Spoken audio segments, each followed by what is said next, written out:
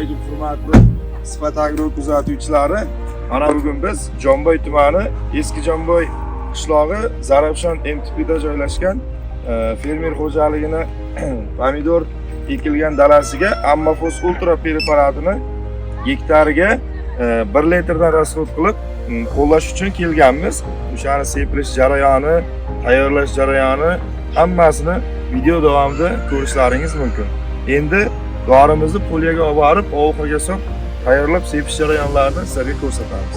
Marhamat.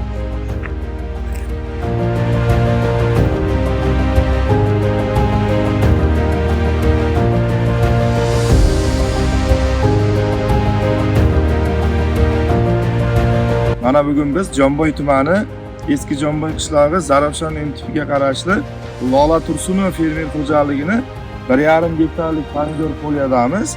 Bu yerga biz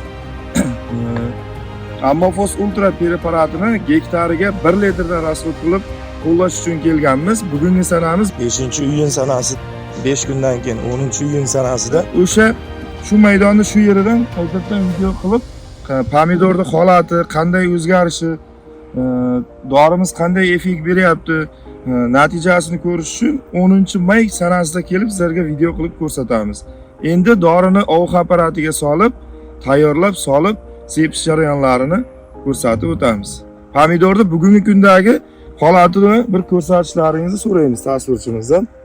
Mana pomidorning holati mana shunday holatda.